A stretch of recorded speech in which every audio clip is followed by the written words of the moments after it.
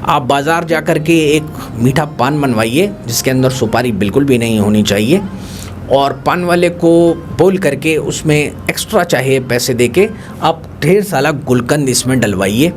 और इसको जब पूरा बंद किया जाता है दर्शकों, तो इसके ऊपर लौंग अवश्य होनी चाहिए और अंदर इलायची भी अवश्य होनी चाहिए, 1 या 2। अब इसको आप अपने पूर्वजों का नाम लेते हुए मंदिर जाएं और वहाँ पर हनुमान जी को अर्पित करें। अगर आप ऐसा लगातार जो ये 16 दिन है इसमें करते हैं, तो हनुमान जी के आशीर्वाद से और मंगल महाराज के ठीक होने की वजह से आपके सूर्य, चंद्रमा और बृहस्पति देव काफ़ी हद तक अच्छे हो जाएंगे। जय सिया राम। जय श्री राम। बहुत जल्द पितृपक्ष की शुरुआत होने जा रही है और जीवन में कई बार बाधाएं पितृदोष की वजह से भी आ जाती हैं, और पितृपक्ष का बड़ा विशेष महत्व है सनातन धर्म में। और सबकी इच्छा होती है कुछ जानकारी मिले उसके बारे में, कि वो कुछ कर्मों को करके, कुछ पूजा पाठ को करके अपने जीवन को सुधार सकें। यही सब बताने के लिए हमारे सामने आज उपस्थित हुए हैं ज्योतिषाचार्य तरुण कपूर जी। स्वागत है आपका। जय सिया राम। जय श्री राम। बहुत ही विशेष अब दिन आ रहा है पितृपक्ष, काफ़ी लोगों का इंतज़ार भी रहता है। कुछ लोगों ने तो कमेंट करना भी शुरू कर दिया है कि उसके बारे में कुछ बताया जाए। क्या खास बता रहे हैं आज? प्यारे दर्शकों के लिए ये बात जाननी बहुत ज़्यादा आवश्यक है कि आगामी 29 अक्टूबर 2023 से भाद्रपद की पूर्णिमा के दिन यह पितृपक्ष का आरंभ हो रहा है, और इसका जो समापन है दर्शकों वो 14 अक्टूबर 2023 अश्विन की अमावस्या अर्थात शनिवार के दिन है। तो हम इसी विषय में मनोज जी बात करते हैं कि पितृपक्ष के वक्त पर हम ऐसे क्या अच्छे कर्म कर सकते हैं जिससे हमारे पितरों का आशीर्वाद हमें मिले और जीवन में जो भी बाधाएं आ रही हैं वह धीरे धीरे कम हो जाएं, और हमारी जो एक ज़िंदगी है उसमें हमें समृद्धि और धन की, सुख शांति की, सब चीज़ों की प्राप्ति हो सके। अच्छा। तो आज हम सबसे पहले बात करते हैं दर्शकों, किन ग्रहों की वजह से ये पितृदोष हमारी कुंडली में या हमारी ज़िंदगी में बहुत सारी समस्याएं या कमियों को लेके आता है, जिसकी वजह से हमारी ज़िंदगी प्रॉपरली सेटल नहीं हो पाती, या जिस भी कार्य को हम करते हैं उसमें बहुत ज़्यादा समस्याएं आती हैं, या बार बार हमारी ज़िंदगी जो है वो हमारे, चाहे वो लक फैक्टर हो, धन की परेशानियां हों, घर के अंदर की अलग अलग प्रकार की दिक्कतें हों, बहुत सारे लोगों के साथ जो भी परेशानियां आती हैं, तो आज हम उसके मामले में आपके साथ डिस्कशन करते हैं। सबसे पहले जिसमें हम जिस ग्रह की बात करते हैं वो हमारी ज़िंदगी में बहुत ज़्यादा एक अहमियत रखते हैं। वैसे सभी ग्रहों की बहुत ज़्यादा अहमियत है, लेकिन जिनको हम ये मानते हैं कि ये सभी ग्रहों के पिता हैं अर्थात सूर्य नारायण। ये सूर्य नारायण जब भी अपने 3 मेजर शत्रुओं के साथ, जिसके अंदर हम शनिदेव, राहुदेव या केतुदेव, चाहे किसी भी घर में और दर्शकों किसी भी राशि में हों, तो ये एक बहुत बड़ा इंडिकेशन होता है कि इस जातक की जन्म कुंडली के अंदर पितृदोष विराजमान है। मान लीजिए अगर ये अपने पुत्र शनिदेव के साथ होते हैं, तो शनिदेव के साथ सूर्य का मेल, जैसे हमने पहले भी बताया है, बहुत ज़्यादा समस्याएं क्रिएट करता है। ऐसे जातक के पिता उसकी ज़िंदगी में कुछ काम नहीं आ पाते। अच्छा। उनकी अपनी ज़िंदगी में भी मनोज जी बहुत ज़्यादा स्ट्रगल रहता है। उसके अलावा वो जो भी कार्य करता है ऐसा इंसान, उसमें बार बार समस्याएं आती हैं। इसकी मेन इंडिकेशन यह रहती है दर्शकों कि हर काम 99 पे आकर के ख़त्म हो जाता है और फिर सिरे से उस काम को दोबारा स्टार्ट करना पड़ता है। ये एक इंडिकेशन होती है कि पितृदोष कुंडली के अंदर है। इसके अलावा सरकार से मिलने वाली कोई भी मदद, सरकारी काम, सरकारी अफसरों का साथ होना, ये बिल्कुल भी नहीं होता दर्शकों। इसके अतिरिक्त जैसे हम हमेशा बात करते हैं कि सूर्य के साथ अगर राहु महाराज का मेल हो जाए तो ये पूर्ण रूप से सूर्य ग्रहण लग जाता है। इस सूर्य ग्रहण की वजह से हमारा प्रभाव दर्शकों दूसरों पर बिल्कुल भी नहीं जम पाता, और इसके अलावा ऐसी ऐसी बीमारियां जिसके अंदर काफ़ी लोग जो मेरे पास कॉल करते हैं या मैसेज करते हैं, मनोज जी वो हमेशा ही एक ही समस्या से त्रस्त रहते हैं कि उनका बुखार उतरता ही नहीं है, या बार बार उनकी बॉडी में इस प्रकार की कमियां आ जाती हैं, क्योंकि राहुदेव एक छलावा देने वाले ग्रह हैं और सूर्य के साथ अर्थात हमारे पूरे शरीर में ये एक छलावे का काम करते हैं। अच्छा, बुखार, जिन लोगों की भी बुखार में भी ऐसा होता है? जी हाँ, काफ़ी लोगों को मैं बायोलॉजिकली बता देता हूँ। एक फीवर होता है, उसको हम लूपस फीवर बोलते हैं मनोज जी। अच्छा, जिसमें 99 तक हमेशा बुखार रहता है और वो कभी उतरता भी नहीं वो है, बना रहता है हमेशा। वो हमेशा ही बॉडी के अंदर एक हरारत बनी रहती है, जिसकी वजह से इंसान को बहुत ज़्यादा समस्याएं आती हैं और इंसान यही सोचता है कि मेरी लाइफ कब ठीक होगी। ज़िंदगी के अंदर जब भी जातक को इस प्रकार की समस्याएं आएँ तो उसे समझ लेना चाहिए कि उसकी कुंडली में अवश्य ही पितृदोष है। इसी के साथ जैसे सूर्य नारायण के साथ जब भी केतु देव आ जाते हैं तो ये अर्ध सूर्य ग्रहण बना देते हैं। इसका भी दर्शकों बहुत ज़्यादा बैड इम्पैक्ट रहता है बॉडी पे।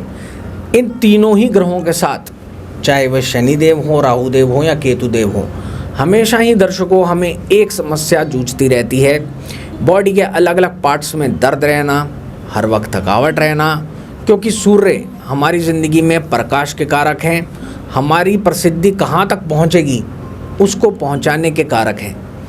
शरीर के अंदर के जितने भी हमारे वो सेल्स जो हमें हमेशा जीवंत रखते हैं और हमारी ज़िंदगी में बहुत ज़्यादा ताकत या पावर देते हैं, वो सूर्य नारायण से होता है। इस पितृपक्ष के वक्त पर जिनके भी सूर्य नारायण खराब हैं दर्शकों, चाहे वो शनि राहु केतु के साथ हों, उन्हें ये वाला उपाय अवश्य करना है। अर्थात आपको एक कार्य करना है, 29 तारीख को सुबह नहा धो करके आप कोशिश करें कि यह कार्य सुबह 6 बजे से 8 बजे के बीच में करें। इस वक्त पर सूर्य नारायण आजकल उदय हो रहे हैं।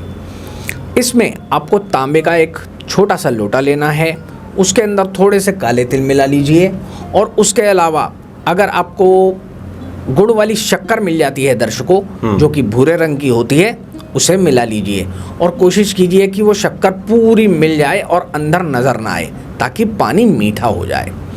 इसके बाद ओम हराम हरीम हरोम सह सूर्याय नमः या ओम घृणी सूर्याय नमः के साथ आपको सूर्य नारायण को तर्पण करना है। ये तर्पण करने के बाद आप, क्योंकि हम यह है सुबह 6 से लगभग 10 बजे के बीच में करेंगे, उस वक्त पर properly Surya Narayan north east direction में रहते हैं। उसके तुरंत बाद आप एक दूसरा लोटा, जो चाहे आप स्टेनलेस स्टील का ले लीजिए या चांदी का ले लीजिए, इसके अंदर आप जल मिलाइए और काले तिल मिलाइए और अपने हाथ में अंगूठे को इस प्रकार से रखते हुए आपको इस प्रकार से उस लोटे के जल को गिरना है।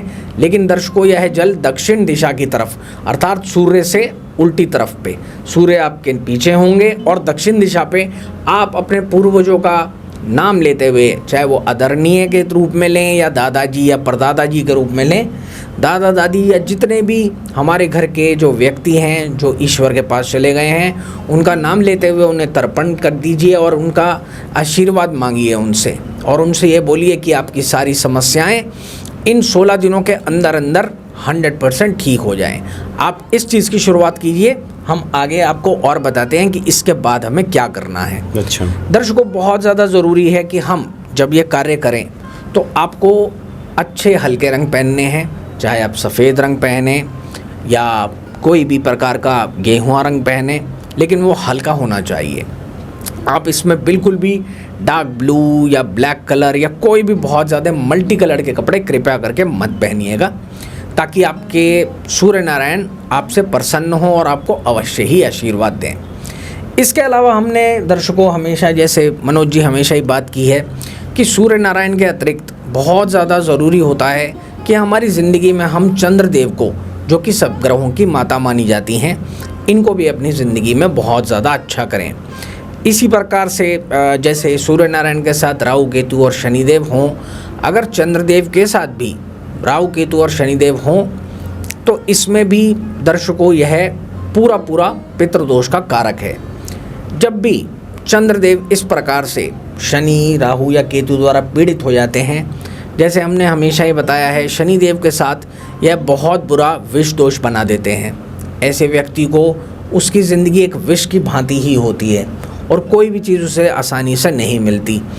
खास तौर पे धन के देवता चंद्रदेव उस समय बहुत ज़्यादा पीड़ित हो जाते हैं जब वो शनिदेव के साथ हो जाते हैं। इसके अंदर मनोज जी, जो मेरे पास बहुत सारे इतने सालों से जो मैं ये कार्य कर रहा हूँ, लगभग 20-25 साल से मैंने हमेशा यही देखा, जिन कुंडलियों में भी शनिदेव और चंद्रदेव साथ हैं, एक तो दर्शकों उस व्यक्ति का जन्म ही 7.5 के मध्य में हुआ।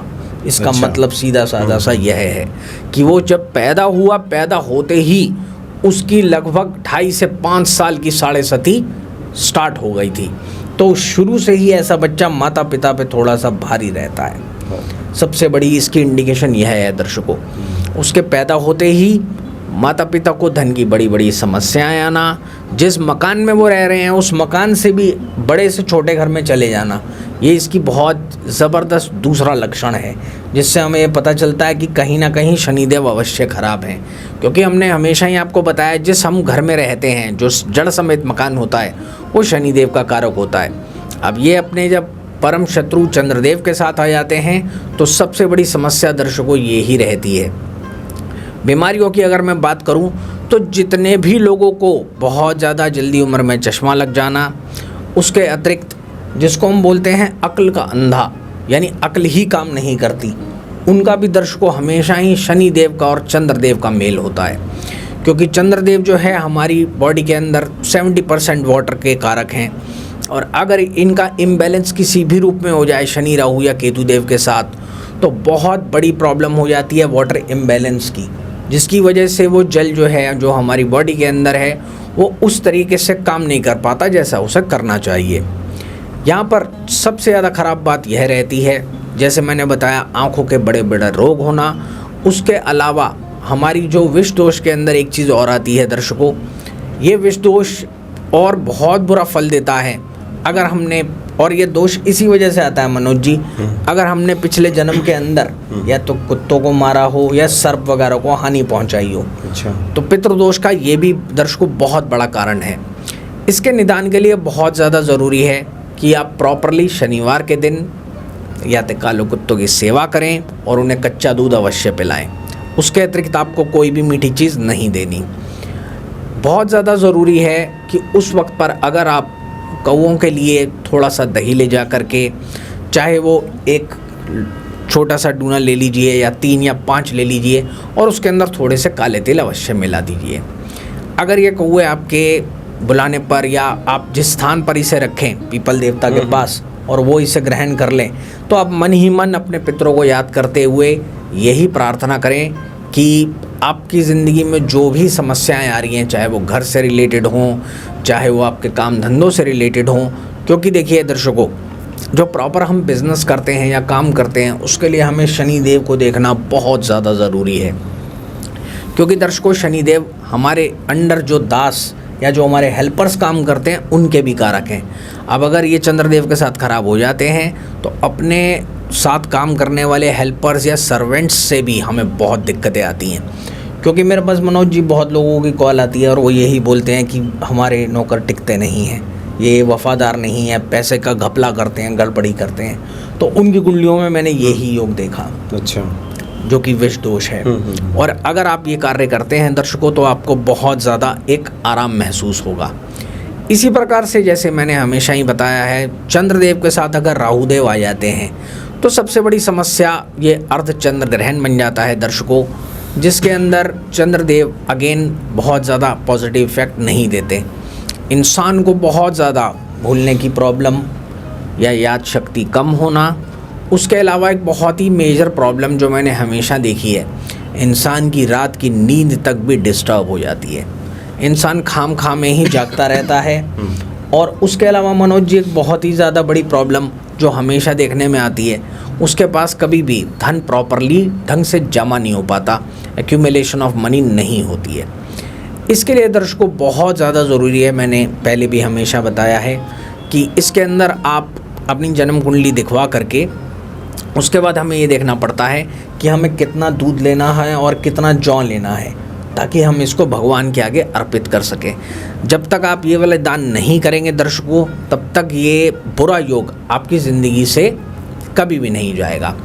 क्योंकि देखिए दर्शकों, मैं आपको उम्र का अगर अरसा बताता हूँ तो उसके हिसाब से जिनका भी मान लीजिए चंद्रदेव और राहुदेव इकट्ठा है, तो उनकी ज़िंदगी 48वें साल तक बहुत ज़्यादा स्ट्रगल में रहती है। इसी के साथ अगर हम चंद्रदेव और केतुदेव की बात करें तो चंद्र केतु का मेल पूरे चंद्र ग्रहण को बनाता है। ये जो होता है जातक की 52 साल की ज़िंदगी तक बहुत ज़्यादा उसकी ज़िंदगी को त्रस्त करके रखता है, हर चीज़ में उसे तरसा के रखता है।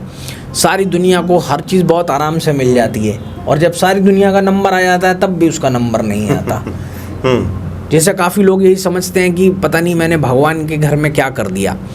लेकिन दर्शकों मैं आपको बताता हूँ, राहु केतु शनिदेव एक कार्मिक प्लैनेट्स हैं। ये हमारे कर्म के हिसाब से हमारी कुंडली में आते हैं। अगर हमने बुरे कर्म किए हैं किसी भी जन्म के अंदर या अपने पितरों को ढंग से उनका आदर सम्मान नहीं किया, उनका ढंग से तर्पण नहीं किया, तो ये सब हमारी कुंडली में इस प्रकार से जीवंत हो जाता है। जैसे कि अभी हमने बात की, राहु केतु और शनिदेव चंद्रमा और सूर्य के साथ किसी भी प्रकार से आ जाएं, इसमें मनोज जी बहुत ज़्यादा खराबी तब आ जाती है। मान लीजिए चंद्रदेव जो हैं शनि या राहु और शनि केतु और चंद्रमा यानी दोनों के दोनों पापी ग्रह चंद्रमा के साथ आ जाएं, या सूर्य भी इसी हिसाब से शनिदेव या राहुदेव के साथ आ जाएं, या सूर्य जो हैं वह शनिदेव या केतु के साथ आ जाएं, तो इस योग का और भी बुरा योग इसके अंदर बन जाता है। दर्शकों जब भी आपको इस प्रकार की बड़ी बड़ी समस्याएं हैं तो मैं उसमें आपको अंत में एक बहुत बड़ा महा उपाय बताऊंगा जो आपको हनुमान जी के समक्ष अवश्य करना चाहिए, और इसमें मैं आपको समय और सामग्री भी बता सकूंगा अगर हमारे पास प्रॉपरली जन्म कुंडली हो तो।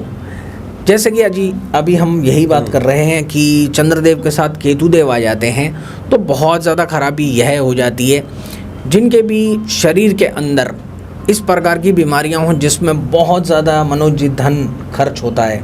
बीमारी ना सिर्फ डायग्नोस हो पाती है बल्कि वो इतनी एंड स्टेज पे जा कर के डॉक्टरों के सामने या हमारे सामने आती है कि अब उस पर बहुत महंगे महंगे खर्चे होते हैं। तो ये प्रॉपर चंद्र ग्रहण होता है, इसके अंदर बहुत ज़्यादा समस्या यह रहती है कि इंसान बहुत ज़्यादा हर चीज़ में एक कमी महसूस करता है और उसकी ज़िंदगी में उसे ऐसा लगता है कि जैसे हर चीज़ का डिफेक्ट मेरे साथ ही है। इसी चीज़ के लिए दर्शकों हम अभी आगामी 28 तारीख को महाकालेश्वर जा रहे हैं, जहां हमने लोगों के लिए पूजा करनी है जिन लोगों ने भी हमें बताया, और इसमें हमारे साथ हमारी टीम भी है। अगर वहाँ पर हमें को कोई संपर्क करना चाहे तो वो संपर्क कर सकता है। हम आपको ये अवश्य बता सकेंगे कि आपको अपने घर में या शहर में क्या करना चाहिए। इसके अलावा दर्शकों मैं आपको एक बहुत इम्पॉर्टेंट चीज़ और बता देता हूँ। जब भी हमारी जन्म कुंडली के अंदर सूर्य नारायण और चंद्रदेव के अलावा एक ग्रह और है, अगर वो भी बहुत गलत वे में पीड़ित हो जाए तो ये भी एक तीसरे प्रकार का पितृदोष बना देता है, जिसके अंदर हम हमेशा ही बात करते हैं राहु महाराज की और बृहस्पति देव के योग की। दर्शकों जैसे कि आप सब जानते हैं इसे हम गुरु चांडाल दोष बोलते हैं, जिसके अंदर सबसे ज़्यादा खराबी यह रहती है बृहस्पति देव इस प्रकार खराब होने से घर का सोना हो, घर के संस्कार हों, बड़े बुजुर्गों की ज़िंदगी हो, या काफ़ी लोगों को जैसे हमेशा ही ये मैंने सुना कि जब मेरा पोता या पोती पैदा हुए और या किसी जातक ने बताया कि मेरे पिता या माता या मेरे बुज़ुर्ग सारे ख़त्म होते रहे चले गए, इसके 6-8 साल तक होते होते कोई बुज़ुर्ग ही नहीं बचा। तो जब मैंने उस बच्चे की कुंडली देखी तो तब मेरे को लगा ही था कि इसमें अवश्य ही राहुदेव और बृहस्पति एक साथ होंगे, और इनका एक साथ होने की वजह से बहुत बड़ी बड़ी समस्याएं आती हैं। दर्शकों जो भी बड़े बड़े अच्छे काम जो पूर्वजों के चल रहे थे उसके अंदर कमी आ जाना, अलग अलग प्रकार के पार्टनर्स ज़बरदस्ती के पैदा हो जाना, या काम धंधा धीरे धीरे बहुत बड़ी दुकान या गोदाम था वो बिल्कुल छोटा होकर के रह गया, सभी भाई अलग अलग हो गए, तो ये बहुत बड़ी इंडिकेशन होती है दर्शकों की कुंडली में अवश्य ही राहु महाराज का और बृहस्पति देव का इस प्रकार का गुरु चांडाल दोष है। इसके अंदर दर्शकों बहुत ज़्यादा ज़रूरी है कि हम अपने पूर्वजों को याद करते हुए और उनका नाम लेते हुए चने की दाल का उपाय बृहस्पतिवार के दिन अवश्य करें।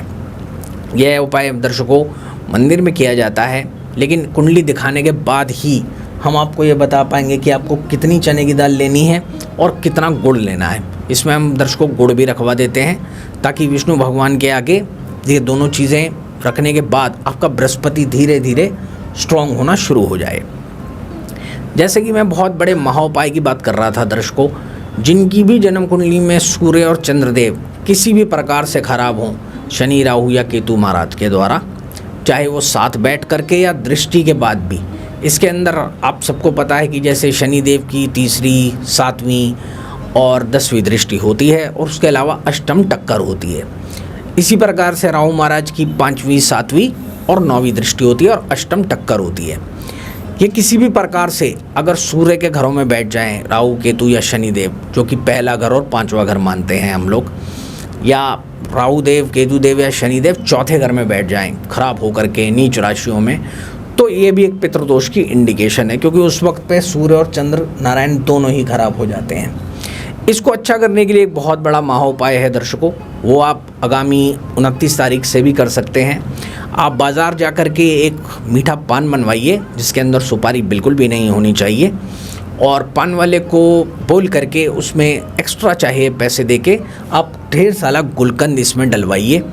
और इसको जब पूरा बंद किया जाता है दर्शकों, तो इसके ऊपर लौंग अवश्य होनी चाहिए और अंदर इलायची भी अवश्य होनी चाहिए, 1 या 2। अब इसको आप अपने पूर्वजों का नाम लेते हुए मंदिर जाएं और वहाँ पर हनुमान जी को अर्पित करें। अगर आप ऐसा लगातार जो ये 16 दिन है इसमें करते हैं, तो हनुमान जी के आशीर्वाद से और मंगल महाराज के ठीक होने की वजह से आपके सूर्य, चंद्रमा और बृहस्पति देव काफ़ी हद तक अच्छे हो जाएंगे। अच्छा, तो ये पितृपक्ष में किया जा सकता है। हाँ, ये लगातार 15-16 दिन किया जाए, यानी पितृपक्ष का जो समय होता है तो उसका विशेष फल प्राप्त होगा। और तमाम तरह की जो अड़चनें आती हैं वो तो ज़्यादातर पितृदोष से ही आती हैं, बल्कि घर में हमने देखा है कि जो कलह दिखाई देता है कई बार, एक दूसरे से नहीं बनना, इसकी शुरुआत पितृदोष से ही होती है, ऐसा भी विद्वानों का मानना है। बिल्कुल दर्शकों, हमारी ज़िंदगी जो पिछले 15 से 20 सालों से धीरे धीरे जो सबकी लाइफ में इतनी अनसेटलमेंट्स आई हैं, चले चलाए कामों में कमी आई है, बच्चों की एजुकेशन में कमी आई है, उसका सीधा सा यही कारण है कि कहीं ना कहीं हम लोगों के द्वारा अपने पितरों को वो आदर सम्मान या एक जो ड्यू रिस्पेक्ट है वो नहीं दी गई, जिसकी वजह से ग्रह खराब हुए और धीरे धीरे हमारे बच्चों की कुंडलियों में उनका इफ़ेक्ट उजागर हुआ। तो इसको अच्छा करने के लिए जो मैंने आपको 29 सितंबर से 14 अक्टूबर तक का जो मैंने आपको 16 दिन का समय बताया है, इसमें आप ये कृपया करके उपाय कीजिए और अपने पूर्वजों को प्रसन्न कीजिए, ताकि जल्दी से जल्दी आपकी ज़िंदगी बहुत ज़्यादा अच्छी हो सके। जी हाँ, बिल्कुल। तो हमारा दायित्व भी है कि अपने पूर्वजों के प्रति हम अपने कर्तव्यों का निर्वहन करें और इन 16 दिनों में विशेष तौर पे उनका तर्पण जरूर करें। बहुत बहुत धन्यवाद आपका। जय श्री राम। जय श्री राम।